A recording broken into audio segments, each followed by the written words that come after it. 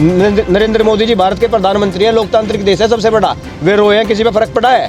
बताओ, हमारे देश के किसी एक व्यक्ति पर फर्क पड़ा हो कि नरेंद्र मोदी जी के रोने से किसी पर फर्क पड़ा? उसके बाद एक लड़की और है, उसने भी थोड़ा सा सोशल मीडिया पे आपने भी दिखाया होगा, मैं नाम तो किसी का लेना नहीं चाहता, कोई फेमस हो, लेकिन फिर एक मजाक चला पूरे देश में, जिन लोगों को हाईलाइट होना था वे रोने की कतार में चले गए कि हम भी रो दे, क्या पता हम भी फेमस हो जाए। जो यहाँ बॉयफ्रेंड की बात करे, अपनी शादी की बात करे, रोने धोने की बात करे या इधर उधर की बात करे, आप लोगों की भी जिम्मेदारी बनती है, क्योंकि ये आंदोलन सिर्फ और सिर्फ यूट्यूब मीडिया के माध्यम से बचा है। पहले की तरह कि सिंधु बॉर्डर इकट्ठा होना है, टिगरी बॉर्डर इकट्ठा होना है, गाजीपुर बॉर्डर इकट्ठा होना है, पहले की तरह इस प्रकार का मार्च नहीं है। संसद मार्च चारों तरफ से दिल्ली उघेरेंगे। आरोप लग रहे हैं, कल की बात है, एक आपने देखा यहाँ पे कुछ बच्चों को पढ़ाते निर्देश सिंह ने ये आरोप लगाया कि राकेश टिकैत ने उनको यहाँ से बोला है कि आप यहाँ से हट जाएं, क्या कहने इसके बारे में? देखो, ये तो पहले भी एक आरोप लगा, एक लड़की आती थी कोई पंडित करके, अच्छा। उसने भी थोड़ा सा मामला करा कि मैं रो दूंगी, मामला हाईलाइट हो जाएगा। हमें इस प्रकार के मामलों से कोई क्या कर रहा क्या नहीं कर रहा, हमारे भी आंदोलन चलते हैं। मैं पिछले 8 सालों से गोरक्षा का संगठन चला रहा हूँ और देशव्यापी ऐसा कोई मुद्दा नहीं है जिसमें हमारे पे मुकदमे ना लगाओ, हमने उठाए ना हूँ। लेकिन फिलहाल गाजीपुर बॉर्डर पर हम किसानों के लिए बिल वापसी की मांग को लेकर, MSP पर कानून की मांग को लेकर, और जो हमारे खेतों में इलेक्ट्रिसिटी पे मीटर लगा दिए, उन मांगों पे हम किसानों की बात कर रहे हैं। हम यहाँ अन्य कोई हमारी शादी कब करवा रहा, हम बच्चों के बेरोजगारी का मुद्दा उठाएंगे, हम और कई जगह उठाएंगे। जो हमारे अन्य देश के मामले हैं वे हम कहीं और जगह उठाएंगे, यहाँ नहीं उठाएंगे। यहाँ जो इस प्रकार की बात कर रहे हैं, उनका आरोप जो भी है लगाना सब बेकार है, ऐसा कुछ मामला ही नहीं है, निराधार है। हाँ भाई, एक बात बताओ, यहाँ हम कहीं के लिए बैठे? यहाँ नारे लगाए जाते हैं MSP पर कानून दो, तीनों बिल वापस लो, और हम यहाँ गरीब बच्चों को पढ़ाने का मामला, ये तो हम मेरठ में कर रहे थे, अगर हमें भी करना होता हम भी करते। और यहाँ इतनी समाज सेवी संस्था हैं, केवल भारतीय किसान यूनियन तो है नहीं, अन्य संगठन भी हैं, वे लोग भी अपने अपने आधार के रूप में अपने अपने शहरों में इस प्रकार के काम करते रहते हैं। लेकिन यहाँ आकर ये तो आप मान लो कि कुछ लोगों को, चुनिंदा लोग यहाँ से भी हैं जो मीडिया जीवी हैं, जिन्हें अपना चेहरा आगे लाना है, अपना फेमस होना है, तो उन लोगों से हमारे, देखो, कमेंट करना हमारी तो बात है नहीं कि हम उन पर कुछ कमेंट करें। जो वे कह रहे हो ना, कहने दो। वे अगर ऐसे फेमस नहीं होंगे तो वे बड़े किसान नेता पे आरोप लगा के तो वे सोचेंगे ना कि हमारा तो, उनका तो नाम लेना भी बेकार है, उनके बारे में जिक्र करना। राकेश टिकैत के ऊपर ये इल्जाम लग रहे हैं केवल सिर्फ और सिर्फ इसलिए है कि उनको मीडिया अटेंशन दे। बिल्कुल बिल्कुल, आपने देखा नहीं कि अभी आपने देखा होगा 1-1.5 हफ्ते की पहले की बात है, देश में बहुत बड़ा मजाक चला। यहाँ पे कुछ विधायक आते हैं, गुंडा आता है और यहाँ पर किसानों के प्रति कुछ मामला करता है, इन्हें डकैत बताता है, खालिस्तानी बताता है। उसके बाद हमारे राकेश टिकैत जी के भावुक हो जाते हैं इन किसानों के मामले को लेकर, उनकी आंखों से आंसू आ जाते हैं। उसके बाद देश में एक मजाक चला, हमारे प्रधानमंत्री जी रोते हैं, फिर उसके बाद गुलाम नबी आज़ाद रोते हैं। एक सेकंड केवल एक। हाँ, जिस दिन आपने बोला राकेश टिकैत जी रोए हैं, उस दिन पता है आपको ट्विटर पर क्या ट्रेंड कर रहा था? बताओ। राकेश टिकैत मोदी डकैत, राकेश टिकैत मोदी डकैत, वही बता रहा हूँ ना, कर रहा था। और 3 दिन तक नंबर 1 पर रहा ट्रेंडिंग पे। वो किस लिए रहा? क्योंकि देश का नौजवान और किसान राकेश टिकैत जी के साथ है। उन्हें पता है कि इस देश के किसान को इन काले कानूनों से क्या दिक्कत है। नरेंद्र मोदी जी भारत के प्रधानमंत्री हैं, लोकतांत्रिक देश है सबसे बड़ा, वे रोए हैं, किसी पर फर्क पड़ा है? बताओ, हमारे देश के किसी एक व्यक्ति पर फर्क पड़ा हो कि नरेंद्र मोदी जी के रोने से किसी पर फर्क पड़ा? तो जो असली आंसू होते हैं, उसके बाद एक लड़की और है, उसने भी थोड़ा सा सोशल मीडिया पे आपने भी दिखाया होगा, मैं नाम तो किसी का लेना नहीं चाहता, कोई फेमस हो, लेकिन फिर एक मजाक चला पूरे देश में, जिन लोगों को हाईलाइट होना था वे रोने की कतार में चले गए कि हम भी रो दे, क्या पता हम भी फेमस हो जाएं। तो ये ऐसे लोग हैं, इन पर चर्चा आप लोग जितनी कम करें इस किसान आंदोलन के लिए, किसान हित के लिए, उतना ही फायदेमंद है। अच्छा, एक सेकंड, जिस तरह कुछ किसानों ने अपने खेत को ट्रैक्टर चला दिया है, फसल खड़ी थी, राकेश टिकैत जी ने एक बयान दिया था कि अगर जरूरत पड़ी तो हम अपनी फसलों को जला देंगे, मिटा देंगे, क्या ये सही है देश के लिए? ये देश के लिए और छोटे किसानों के लिए ये गलत भी है। उसके बाद राकेश टिकैत जी ने कह भी दिया कि एक प्रतीकात्मक था, हमारा ये संदेश था अपने लोगों को कि अगर हमें फसल जलाने भी पड़ जाए तो जला दियो, क्योंकि फसल वैसे भी जलने वाली है। आप एक बात सपोज करो कि मैंने 10 बीघा गेहूँ बो लिए, और 10 बीघा गेहूँ के बोने के बाद मैं अगर मंडी में लेके जाता हूँ और कहीं लेके जाता हूँ, उसका भंडारण लोगों ने अनलिमिटेड कर लिया है, सीमित कर लिया, तो भंडारण तो वो तो जब भी जलने वाला है, वो हमारा तो 10 रुपये किलो जाएगा। लेकिन आप लोग जो शहरों में रहते हो ना, वो 200 रुपये किलो आप खरीदोगे। आप समझो इस बात को। बिल्कुल समझ रहे हैं, लेकिन एक जिम्मेदार आदमी जिसकी वजह से आंदोलन दोबारा खड़ा हुआ, हाँ, वो इस तरह का अगर गैर जिम्मेदाराना बयान देगा तो आपको लगता है क्या ये सही बात है? गैर जिम्मेदाराना नहीं, ये तो चौधरी चरण सिंह ने अपने समय में, जब हमारे बड़े बताते हैं, हमारे बाप बाहर, उस समय गन्ना 2 रुपये कुंटल और जो उस पर पत्ती उतरती है 9 रुपये कुंटल बिक रही थी। चौधरी चरण सिंह ने पूरे देश की चीनी समुद्र में बहा दी थी। तो ये हमारे टिकैत जी ने अपने किसानों को रोक भी लिया और कई किसानों ने ऐसा करके भी दिखा दिया कि हम अपनी फसल बर्बाद कर देंगे, लेकिन इस देश के जो लोग हमें खालिस्तानी पाकिस्तानी आतंकवादी बताते हैं उन्हें एक दाना नहीं देंगे। दाना देगा क्या फ़ायदा है? हमारे 10 रुपये किलो दे, अपने हमारे देश के लोग जो शहरों में रह रहे हैं, हमारे भाई रह रहे हैं, वे 10 रुपये किलो खरीदते ऐसा चाहते हैं क्या देश? ये गैर जिम्मेदाराना बयान नहीं है। इस देश के जो हुक्मरान हैं वे समझ लें, अगर इस प्रकार के बिल वापस ना हुए तो पूरे देश का किसान इन्हें एक दाना नहीं देगा। आपने क्या नाम छोटू राम जी के बारे में नहीं सुना क्या? जब छोटू राम जी किसानों का मुद्दा उठा रहे थे तो उस समय हमारे तिलहन और दलहन की फसलों पर रेट नहीं दिया जा रहा था। उन्होंने भी इसी प्रकार का बयान दिया था अपने किसानों को कि एक दाना इन्हें अंग्रेजों को और एक दाना इन्हें व्यापारी को मत देना। उस समय जाके किसानों की फसल के रेट बढ़े थे। तो ये बयान गैर जिम्मेदाराना कैसे हो सकता है? जैसा अभी आपने बोला कि जो छोटे किसान हैं उनको फर्क पड़ेगा, तो अगर जिन छोटे किसानों ने इस तरह का अगर कोई भी कृत्य किया है तो उनका घर कैसे चलेगा पूरे साल? आपने बयान पूरा नहीं पढ़ा। इसका मतलब उन्होंने कहा था अपने घर के अपने खाने जुग्गर रख के और सारे जला दियो। किसान में फर्क नहीं पड़ रहा। किसान तो अपने घर जुग्गर रखेगा, अपने आप खावेगा। और जो ये लोग कह रहे हैं ना कि हम राष्ट्रवाद, जिन लोगों ने राष्ट्रवाद की परिभाषा ही बदल दी, हम राष्ट्रवाद में 100 रुपये पेट्रोल खरीद लेंगे और हम राष्ट्रवाद में 200 रुपये आटा वे कहाँ से खरीदेंगे, वो हम इन्हें दिखाना चाहते हैं। यार राष्ट्रवाद की परिभाषा बदल दी इन लोगों ने। राष्ट्रवाद क्या होता था? इन लोग पता देश में राष्ट्रवाद क्या है?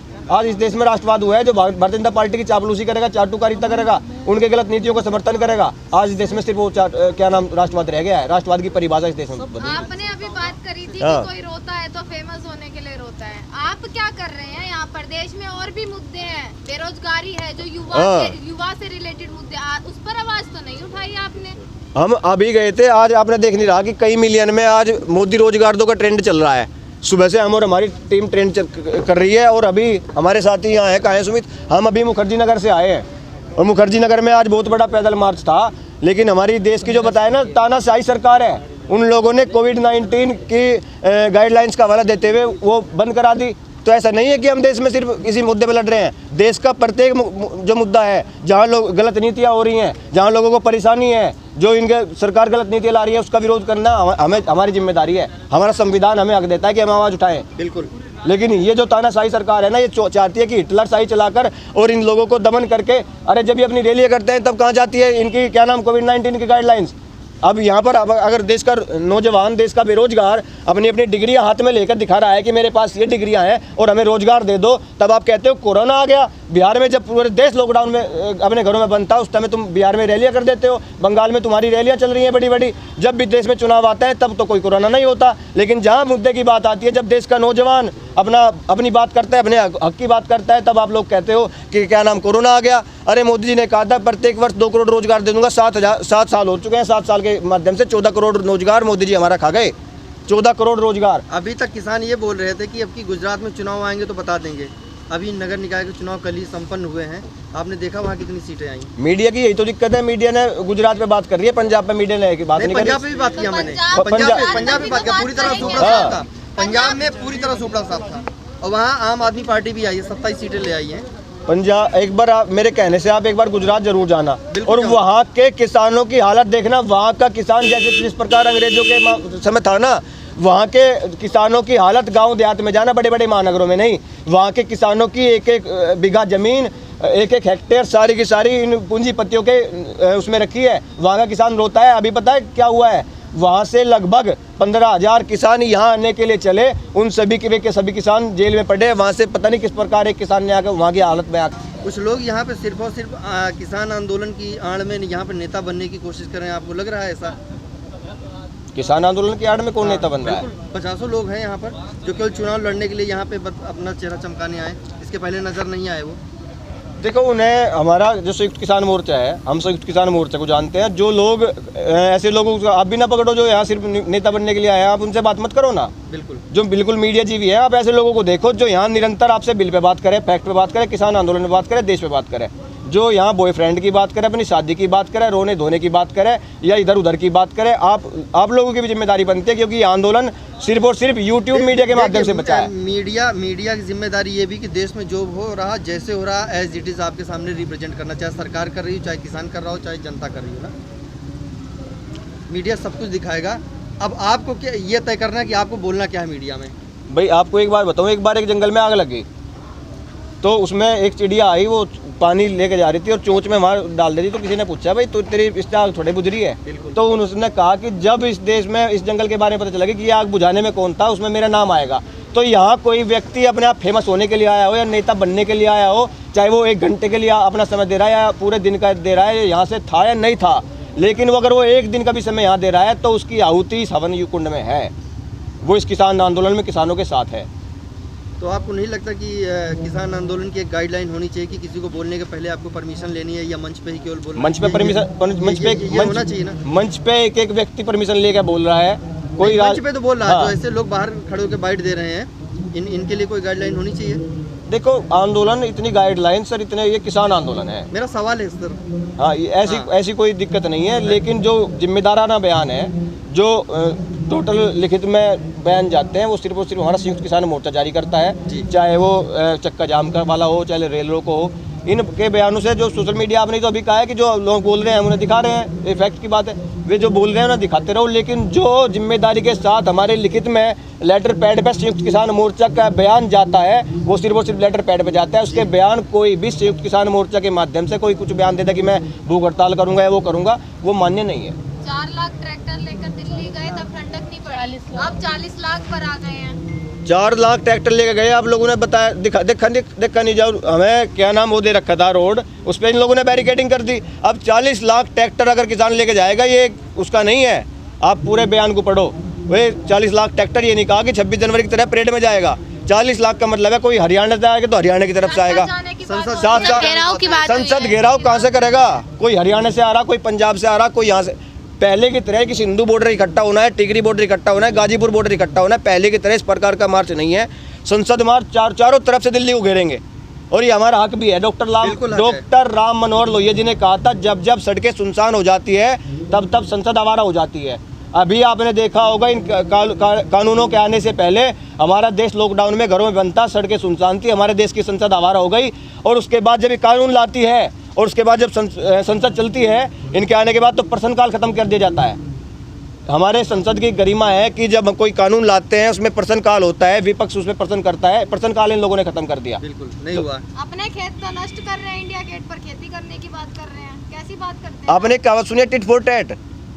ये जो वातानुकूलित कक्षों में बैठकर हमारे खेतों में जाने की बात कर रहे हैं ना, इसी वाले कमरों से, कि ये हमें जाके बताएंगे कि कब खाद देना है, कब पानी देना है, कब इन्हें हमें सिंचाई देनी है, कब क्या करना है। तो हम इन्हें आके बताएंगे कि तुम हमारे खेत में जाओ और हम तुम्हारी संसद भवन जाएंगे, हम तुम्हारे बड़े बड़े वातानुकूलित कक्षों में जाएंगे और वहीं जाके खेती करेंगे, इंडिया गेट पे खेती करेंगे, लाल किले पे खेती करेंगे। लक्की सिधाना का नाम सुना आपने? हाँ बिल्कुल सुना।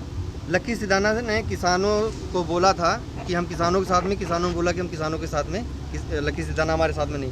कल पंजाब की रैली में वो मंच पर नजर आया, जिसके ऊपर आतंकवादी का टैग लगा हुआ, झंडा फहराया। बिल्कुल आया। ये तो मतलब ये दोहरा चरित्र कैसे? पहले किसान बोलते कि हमारा उससे कोई लेना देना नहीं, लेकिन की रैली में था वो, कौन सा संयुक्त मोर्चा की रैली? हाँ? सुनो मैं बताता हूँ ना। नहीं, पंजाब की रैली में था कल।